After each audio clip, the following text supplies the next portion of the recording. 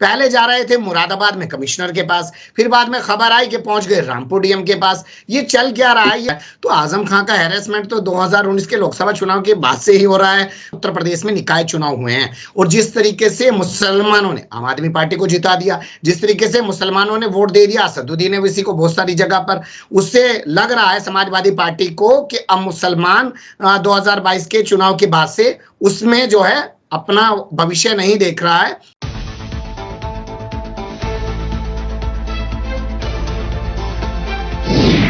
धाकड़ खबर, बेखौफसुमा, बेबाक अंदाज।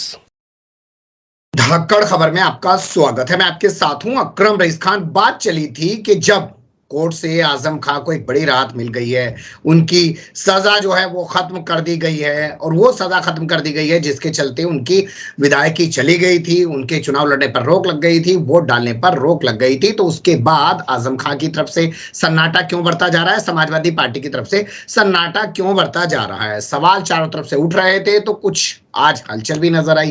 पहले चर्चा हुई कि समाजवादी पार्टी का एक डेलीगेशन मुरादाबाद में कमिश्नर से मिलने जाएगा, लेकिन फिर बाद में वो कमिश्नर के पास जाने के बजाय रामपुर डीएम के पास पहुंच गया। सवाल पैदा हुआ कि ये पहले बड़े के पास जा रहे थे अधिकारी के, बाद में फिर छोटे अधिकारी के पास क्यों पहुंच गए? क्या कुछ अभी भी तय नहीं है, बस ऐसे ही मीडिया में फोटो सेशन कराने के लिए या कोई खबर छपाने के लिए कि हम आजम खां के साथ हैं, ये दिखाने के लिए खाना पूर्ति करने की कोशिश की जा रही है? कैसे इस पूरे घटनाक्रम को जो आज घटा है उसे देखा और समझा जा सकता है, और अब इसके बाद की राजनीति जो है वो किस कदर करवट लेगी? इन्हीं तमाम सवालों के आसपास अपनी बातचीत को रखने की कोशिश करेंगे।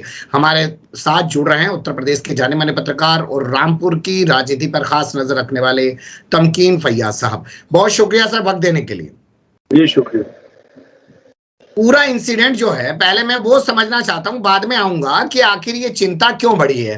पहले जा रहे थे मुरादाबाद में कमिश्नर के पास, फिर बाद में खबर आई कि पहुंच गए रामपुर डीएम के पास। ये चल क्या रहा है? ये खुद तय नहीं कर पा रहे हैं कि कहां जाना है, कहां नहीं जाना है। पहले बड़े अधिकारी के पास जाने की बात करते हैं, फिर बाद में जो है जिले के अधिकारी के पास पहुंच जाते हैं। ये सब क्या है? ये देखिए, आपने जिस तरीके से धाकड़ खबर पर सबसे पहले इस इशू को उठाया था कि आखिर ये सन्नाटा क्यों है, और खासकर जिस तरीके से आजम खान साहब बरी हुए, उनको दोष मुक्त किया गया और उसी केस में किया गया जिस भड़काऊ भाषण के मामले में उनकी सदस्यता गई, उनकी वोटिंग राइट गया और तमाम जो कार्रवाइयां हुई है वो उसी मामले पर आधार बनाते हुए हुई। और उसको अपीलीय अदालत ने, सेशन कोर्ट ने रामपुर में ही जो जिस तरीके से कह सकते हैं कि पहली अपील में उसको सिरे से नकार दिया और पूरी तरीके से उनको बरी कर दिया। उसके बाद एक छटपटाहट देखने को मिली है समाजवादी पार्टी में, खासकर आपके जिस तरीके से उस मुद्दे को उठाया गया कि आखिर पूरे 2 दिन तक अखिलेश जी ने कोई न ट्वीट किया, छोटे छोटे मुद्दों पर वो ट्वीट करते हैं, लेकिन आजम खां की इतनी बड़ी जीत जो कि अदालत में हुई, उसकी खुशियां होना चाहिए थी, कुछ जश्न होना चाहिए था, या कम से कम एक उस चीज को पार्टी के लेवल पर रिकॉग्नाइज करना चाहिए था। वो कुछ नहीं हुआ। और जब ये बात मीडिया में आई, सबसे पहले आपके यहाँ से उठी, और भी जगहों पर ये बातें आई कि आखिर ये क्या हो रहा है, ऐसा सन्नाटा क्यों है।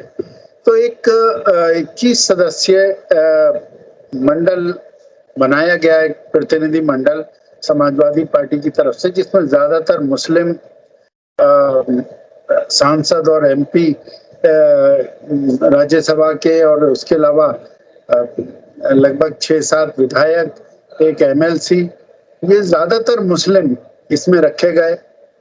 और इनको मंडल आयुक्त से आज मिलना था, कमिश्नर साहब से जो मुरादाबाद के हैं, आंजनेय कुमार साहब, जिनको लेकर तमाम शिकायतें हैं, जिनके ऊपर, उन्हीं से जाकर मिलना था। अब ये किस परिस्थिति में ये कार्यक्रम बनाया गया कि तुम ही ने दर्द दिया है, तुम ही दवा देना, कुछ इस तरीके से वो कमिश्नर के पास ही जाकर क्या कहने वाले थे कि अचानक उनको कुछ ख्याल आया होगा कि ये तो रॉन्ग नंबर डायल हो गया जी।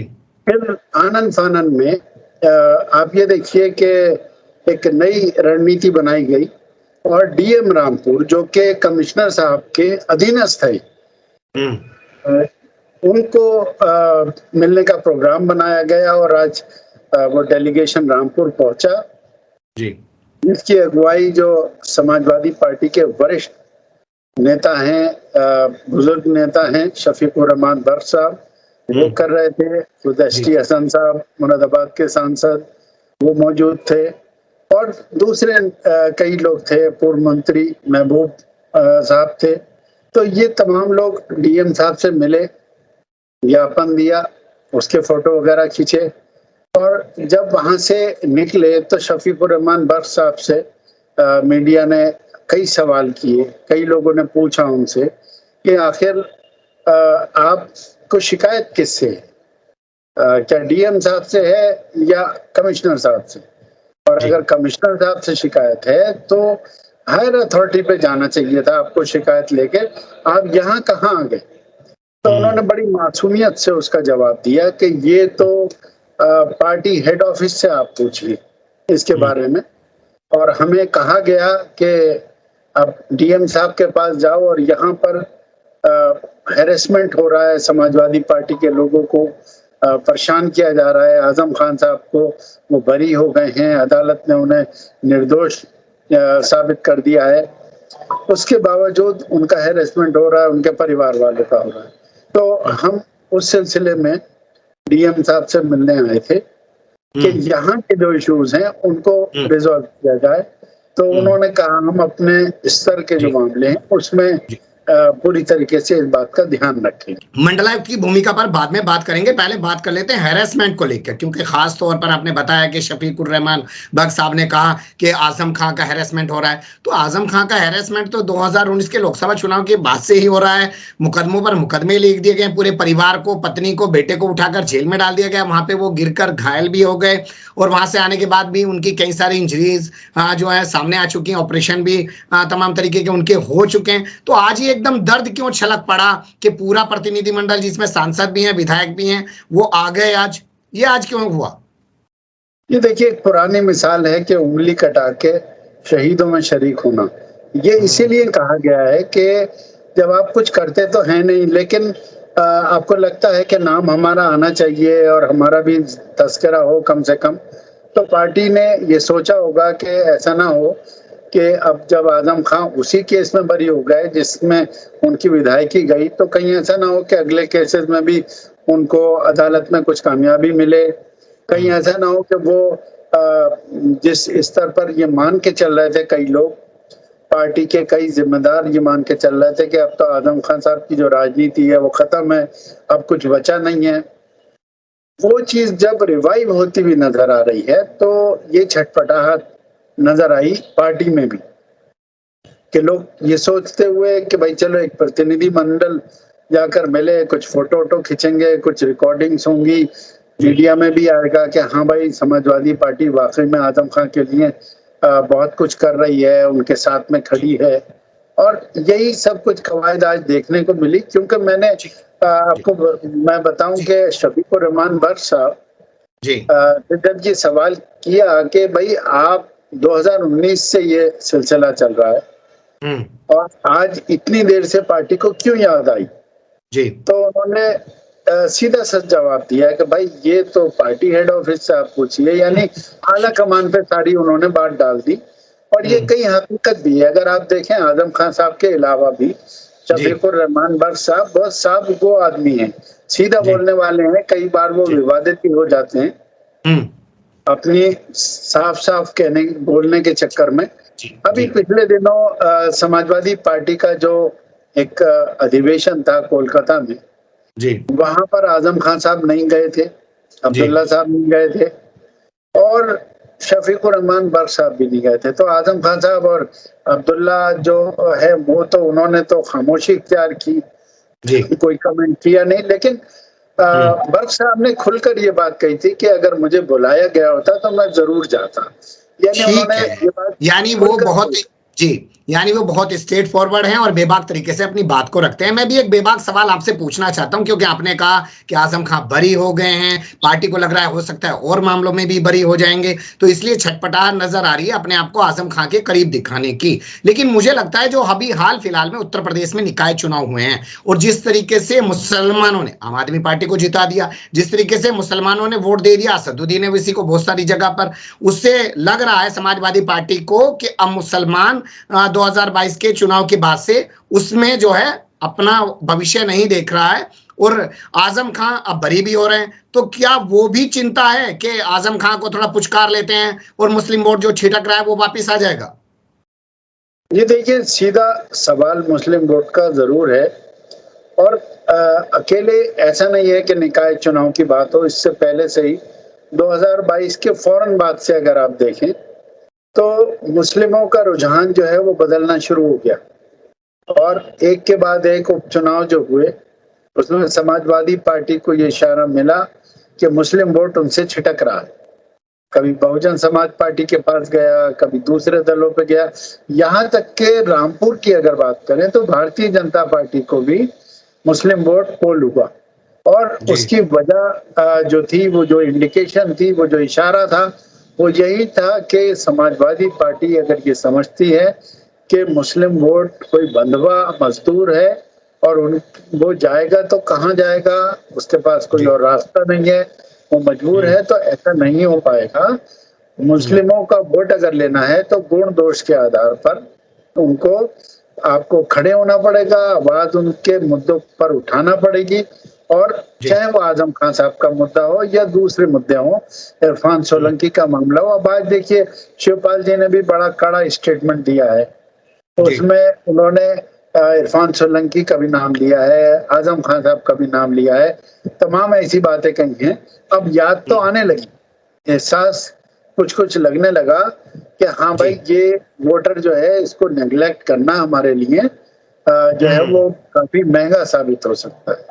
जी बिल्कुल सही आप कह रहे हैं कि असल में जो आज ये चिंता जताई जा रही है आजम खां की, इरफान सोलंकी की, उसके पीछे एक खिसकता हुआ मुस्लिम वोट है। बात करते हैं डेलीगेशन को लेकर। ये डेलीगेशन बहुत भेजते हैं, कानपुर में भी इन्होंने डेलीगेशन भेजा इरफान सोलंकी के लिए। ये लोग वहां पे जाके पुलिस कमिश्नर से मिले, वहां इरफान सोलंकी की कोई मदद नहीं हो पाई। यहाँ पे ये लोग आए, डीएम से मिलकर चले गए, लगता नहीं है कि कोई मदद हो पाएगी, क्योंकि आज भी बताया जा रहा है कि आजम खां जब निकल के पार्टी ऑफिस की तरफ जा रहे थे तो वहां पुलिस अधिकारी रास्ते में जाम वाम लगा दिया, सब कुछ हुआ और उन्होंने खूब हॉट टॉक की है आजम खां से।